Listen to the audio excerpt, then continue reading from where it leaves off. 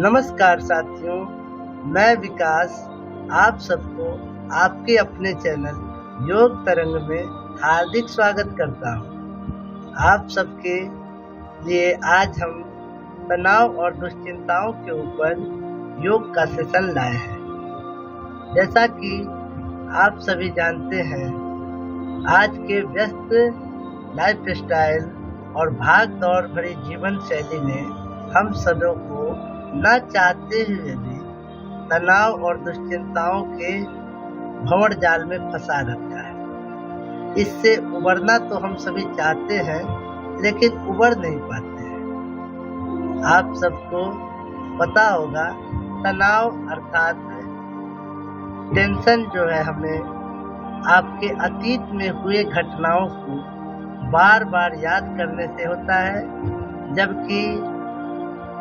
दुश्चिंताएं यानी एंजाइटी आपके भविष्य को लेकर बार बार सोचने, बार बार उसमें तनाव लेने से, उसमें याद करने से होता है। इन दोनों समस्याओं से हमारा मन मस्तिष्क सदैव आक्रांतित रहता है और समस्त समस्याएं यहीं से उत्पन्न होती हैं। तनाव और दुश्चिंताओं से मन काफी आहत होता है, और जैसा कि सिगमंड फ्रायड के मनोविश्लेषणात्मकता के सिद्धांत में बताया गया है, मन के द्वारा ही, मन के रुग्ण होने के कारण ही हमारे शरीर में 80 से 85% रोग उत्पन्न होते हैं। मन के 3 पहलू होते हैं: ईड, ईगो और सुपर ईगो।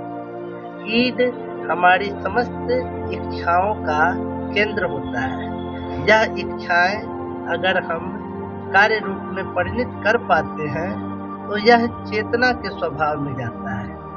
मस्तिष्क के चेतना का स्तर 1/10वां भाग है, जो कि हम लोग अपने वर्तमान जीवन में जिस तरह से व्यवहार करते हैं वह हमारा चेतना का स्वरूप होता है। जबकि आप अपने इच्छाओं को हम पूरा नहीं कर पाते हैं, तब यह कुंठा का रूप लेकर हमारे मन में बैठ जाता है।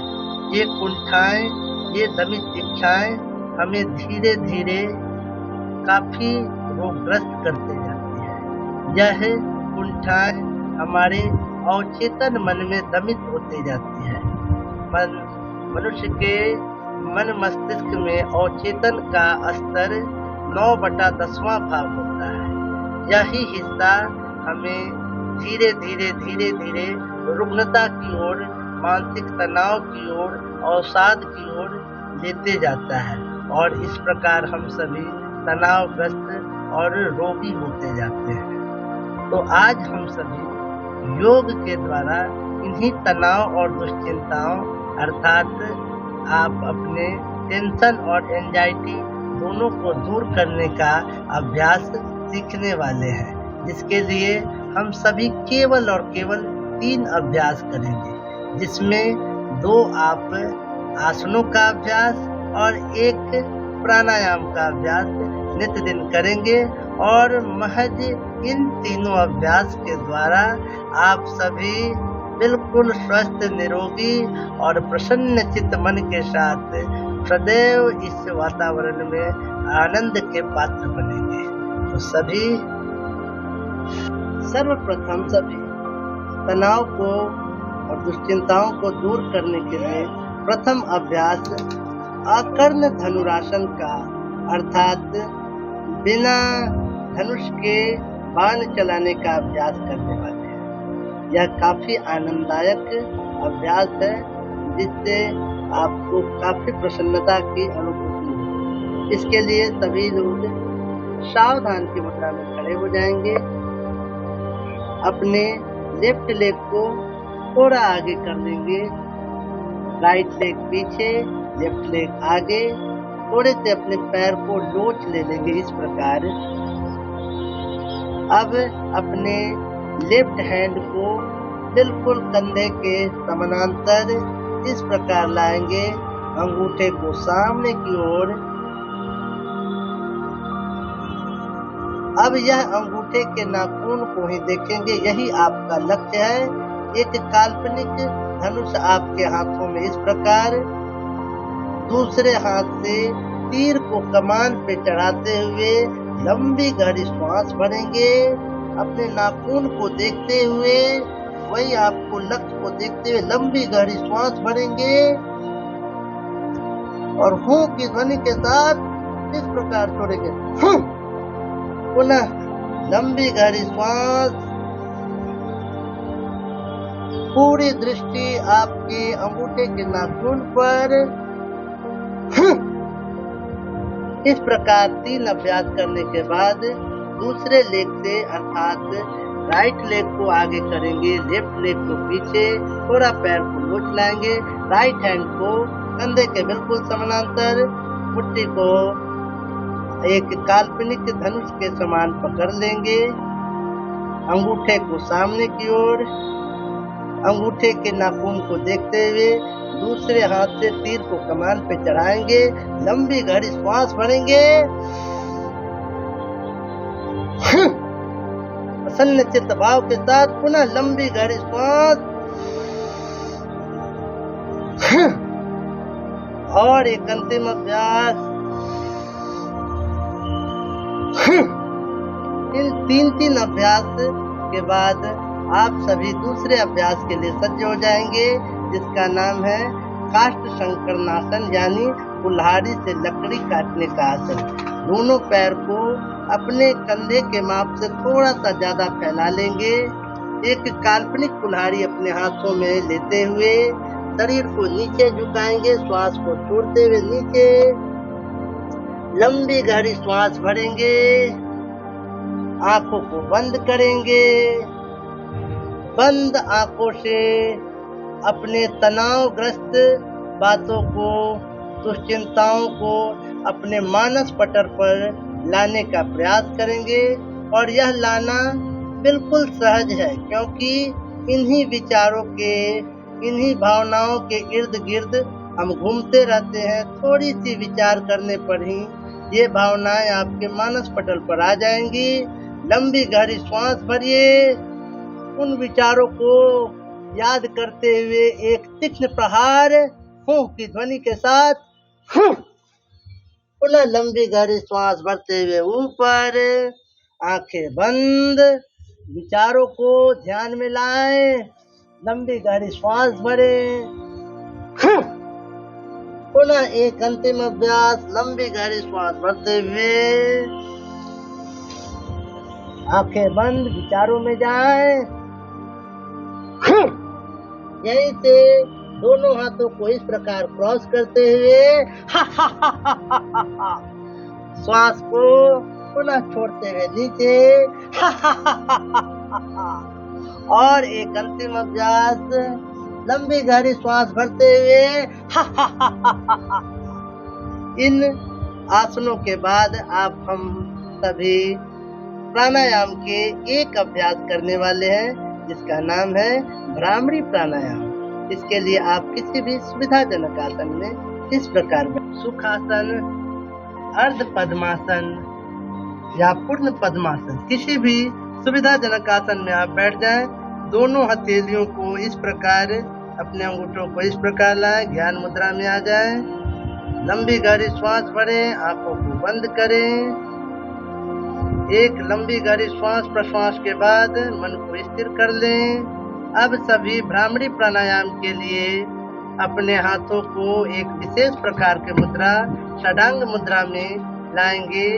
अपने दोनों कानों को, टिप को अंगूठे की सहायता से इस प्रकार बंद कर लेंगे। अपने तर्जनी को अपने भौं के ऊपर, अपने मध्यमा को अपने पलक के ऊपर हल्का सा, ज्यादा दबाव नहीं देंगे। अपने अनामिका को नासिका के छिद्रों के पास इस प्रकार षडांग मुद्रा में आ जाएंगे। अब नासिका से लंबी गहरी श्वास भरेंगे, उसे रोकने का प्रयास अर्थात कुंभक लगाएंगे। अब गले के पास गुंजन करेंगे भौरे के समान। या भौरे के गुंजन के कारण ही इस प्राणायाम का नाम भ्रामरी प्राणायाम रखा गया है।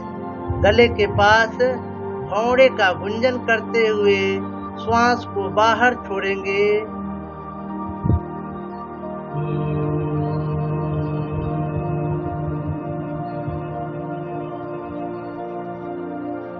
पुनः नासिका से श्वास भरेंगे। कुंभक लगाएंगे यानी श्वास को अंदर ही होल्ड करेंगे। पुनः छोड़ते हुए भौरे के गुंजन के समान ध्वनि उत्पन्न करते हुए श्वास को छोड़ेंगे।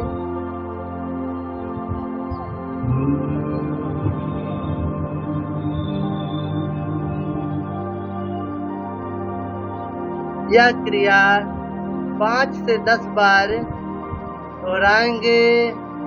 तत्पश्चात केवल हाथों को शीघ्रता के साथ ऐसे हटा लेंगे। दोनों हाथों को ज्ञान मुद्रा में लाएंगे। अब अपने ध्यान को अपने मस्तिष्क के प्रदेश में लाएंगे। अभी जो गुंजन आपने किया उसे अपने मन मस्तिष्क में ध्यान देने का प्रयास करेंगे, उन्हें महसूस करने का प्रयास करेंगे। पूरा ध्यान उसी भौरे के गुंजन के समान पूरे शरीर में एक वाइब्रेशन क्रिएट होगा, उसे महसूस करने का प्रयास करें। मन मस्तिष्क शून्यातीत अवस्था में प्रवेश कर जाता है। मन को मस्तिष्क के साथ जोड़ने का प्रयास करें। शरीर को मन के साथ जोड़ने का प्रयास करें। मन की चंचलता को नियंत्रित करने का प्रयास करें। तत्पश्चात दोनों हाथों को आपस में घर्षण करेंगे। चेहरे पर हल्की सेक। पुनः एक घर्षण के पश्चात आंखों के ऊपर कपनुमा बनाएंगे। आंखों को सहज रूप से इन्हीं के भीतर खोल लेंगे। प्रसन्न चित्त भाव के साथ आपके समस्त तनाव और दुश्चिंताओं का इससे हल मिल जाएगा। आप सभी स्वस्थ रहेंगे, मस्त रहेंगे और इस प्रकृति का, इस वातावरण के परम आनंद के, सुख के भागी बनेंगे। यही कामना है। धन्यवाद। नमस्कार।